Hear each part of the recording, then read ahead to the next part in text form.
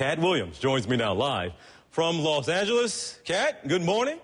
Good to have you here with us. Good morning, TJ. How are you? I am doing all right. Now, we got to start with something. We have been reporting, and it has been attributed to you, a statement out there that you allegedly issued through your publicist apologizing for that routine. But you and I were just talking here in the commercial break.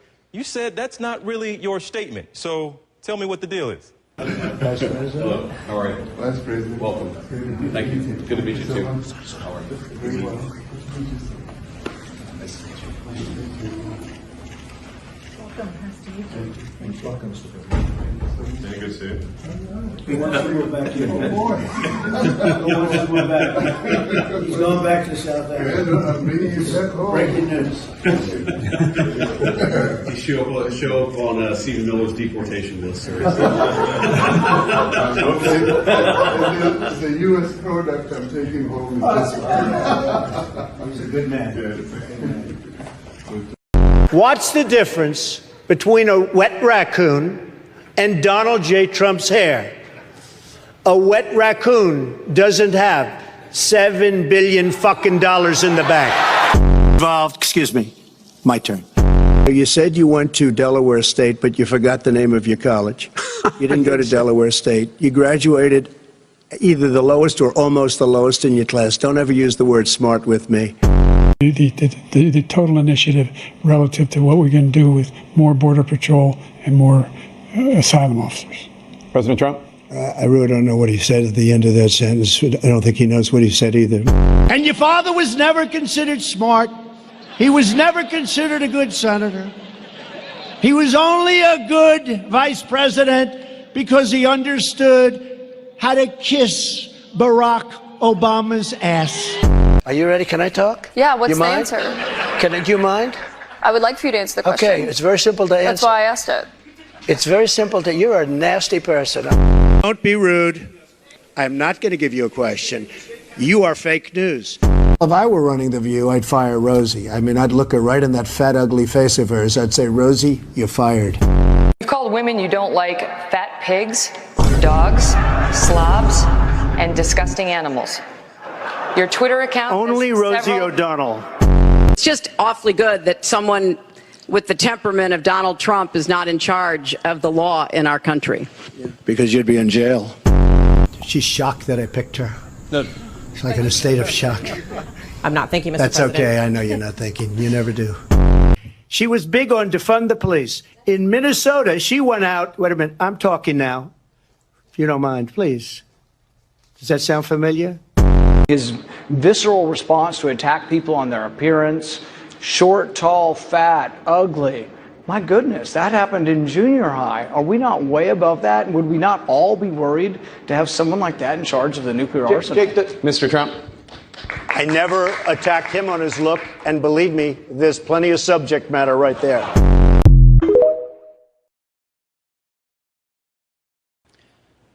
Well, we kind of have to start.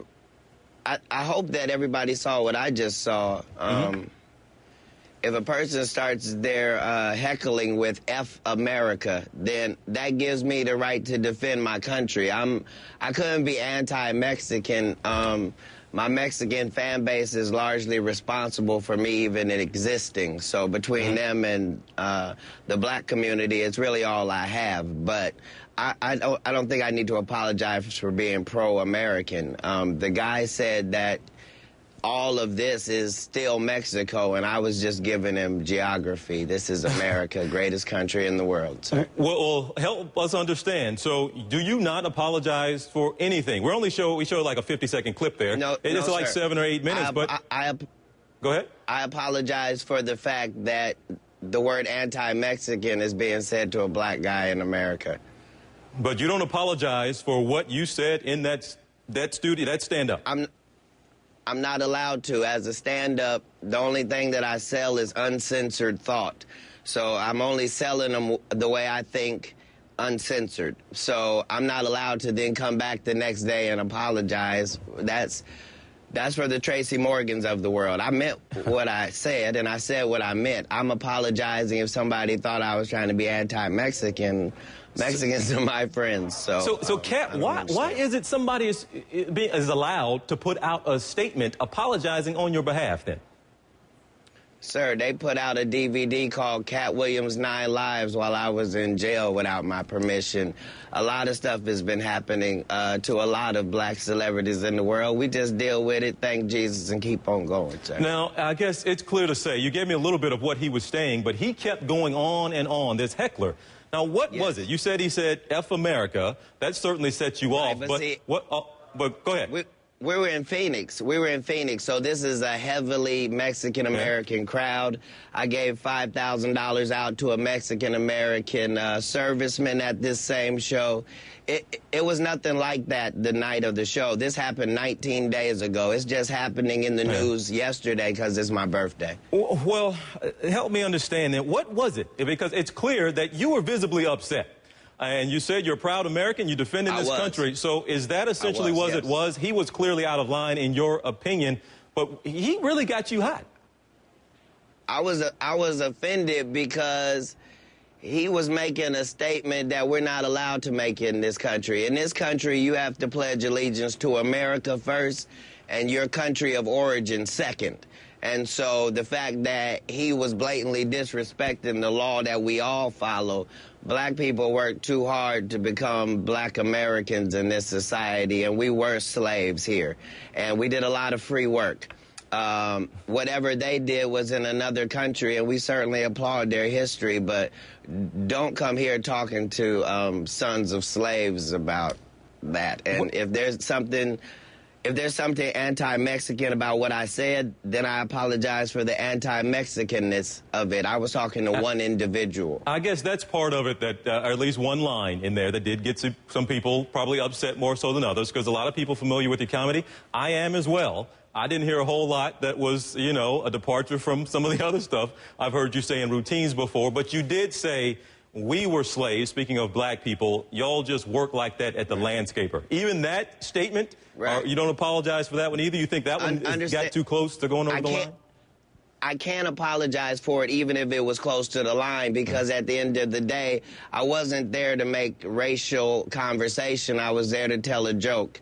The joke was, if Mexicans love America, could they give black people Mexico? That was the entire joke, because we'd love it and it's real close. We couldn't go back to Africa because of the flies.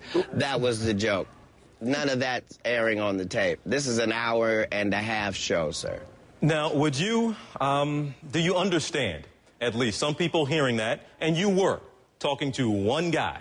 It's clear that other people in the crowd were laughing at what you were saying to him, even as you were going off on the one guy. If I had disrespected Mexicans, I wouldn't have been able to get out of there alive, sir, with all due respect. But as people, do you understand why people who do hear it maybe do get offended by it, who maybe didn't read or listen to the whole 7-8 minutes of it, but just maybe read a few comments? Do you think they just have the wrong impression, or you understand why some might think the landscaper comment might have been offensive? Telling a Mexican like that guy to get to stepping back to Mexico, how that comes off as being offensive?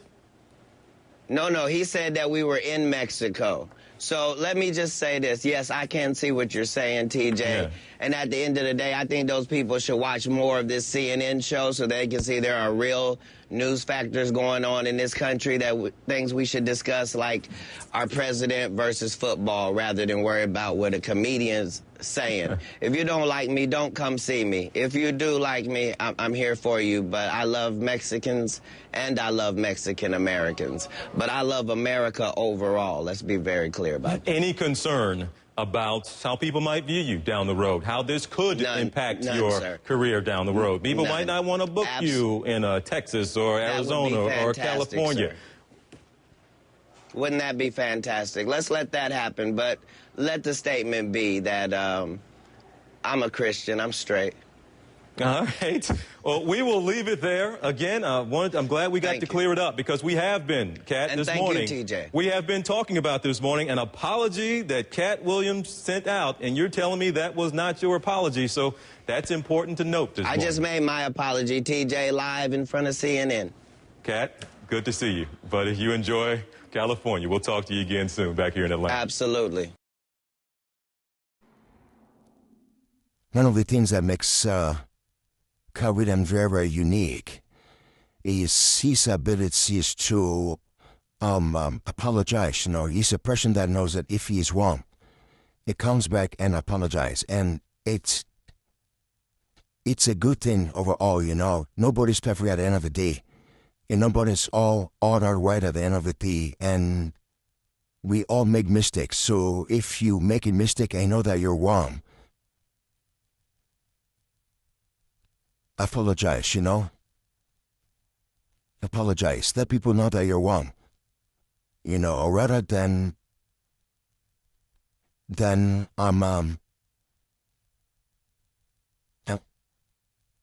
let people know they are wrong rather than cracking about being right. You know, nobody's perfect at that happy day. We all make mistakes, you know. And it is very, very normal. We all make mistakes.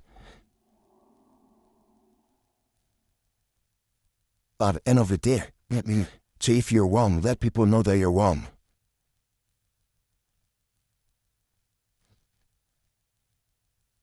No.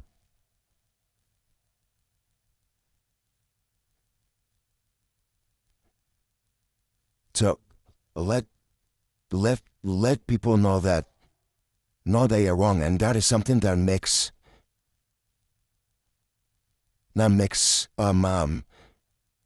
Katt Williams very, very unique of an individual. He's a person that realizes his wrongs, and he doesn't hesitate to apologize and let people know that he's sorry, and that is really treated with a good thing, you know. When back to South Africa, I will see that one of the things in South Africa is South Africa, as to say, as with famously known by his late Archbishop of Blessed Memories, Desmond Tutu, Cham South Africa as a rainbow nation meaning that so we're a nation of diversity, we're a nation of different perspectives, nation of diverse ways of doing things, reasoning, and there is. Let's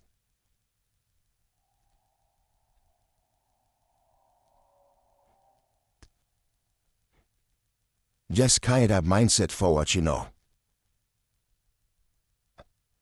Let's carry that mindset forward and know that even though we are diverse, even though we have a different diversity and different perspectives and different ways of doing things, we are all united at the end of the day, you know, united for one cause, and that cause is to take the nation forward. You know, we can't take the nation forward in hatred, we can't take the nation forward in stripes. We need to work together and support one another so that we can continue making our nation great, greater, and even greatest, you know. It used to be great. Why can't it be great again? You know, so that is something that we should sit and talk about and see how we can really make amendments to and make the nation great, because the nation has great potentials, and we only ask can leverage those potentials, right, in making the nation great. So if you're Black, if you're Zulu, if you're Afrikaans, if you're Shona, if you're Indian, you're Chinese, work together. Let's work together and take the nation to a higher heights, take the nation forward. That is the most important thing at the end of the day. Strives and doesn't happy can't take two on, so make it right. You know. Thank you.